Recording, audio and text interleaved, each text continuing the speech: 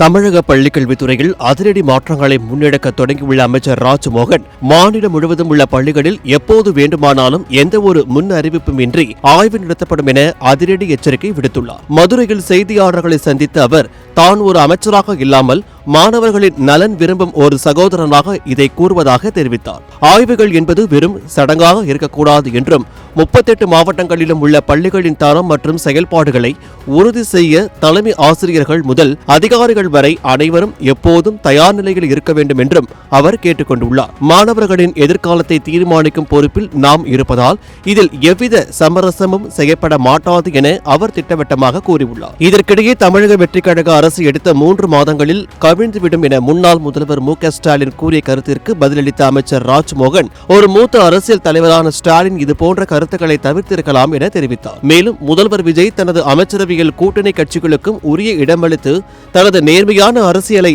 மெய்ப்பித்துள்ளதாக அவர் பெருமிதம் கொண்டார். குறிப்பாக வன்னி அரசுக்கு அமைச்சரவையில் இடம் அளித்திருப்பது ஒரு தனித்து மனிதருக்கான அங்கீகாரம் அல்ல, மாறாக நீண்ட காலமாக ஒடுக்கப்பட்ட மக்களுக்கான வரலாற்று சிறப்புமிக்க அங்கீகாரம் என அவர் புகழாரம் சூட்டினார். கடந்த காலங்களில் கூட்டணி கட்சிகளின் முதுகில் ஏறி சவாரி செய்தவர்கள் அவர்களுக்கு உரிய அதிகாரத்தை வழங்க தவறிவிட்டதாகவும் அவர் மறைமுகமாக திமுகவை தாக்கினார். இறுதியாக தமிழக மாணவர்களின் நீண்டகால போராட்டமான நீட் தேர்வு ரத்து மசோதா நிறைவேற்றப்படுமா என்று செய்தியாளர்கள் கேள்வி எழுப்பிய போது அதற்கு மிகவும் சுருக்கமாகவும் அதே சமயம் ஆழமாகவும் வெயிட் அண்ட் வாட்ச் என்று அமைச்சர் பதிலளித்தார். அதாவது பொறுத்திருந்து பாருங்கள் என்ற அவரது இந்த ஒற்றை வரி பதில் தமிழக அரசு நீட் விவகாரத்தில் ஏதோ ஒரு பெரிய சட்ட ரீதியான திட்டத்தை வைத்துள்ளது என்பதை உணர்த்துவதாக அமைந்துள்ளது. கல்வித்துறையின் தரம் மற்றும் சமூக நீதியை நிலைநாட்ட தாவேகா அரசு எடுத்து வரும் இந்த தொடர் நடவடிக்கைகள் மாணவர்கள் மற்றும் பெற்றோர்கள் மத்தியில் பெரும் எதிர்பார்ப்பை உருவாக்கியுள்ளன.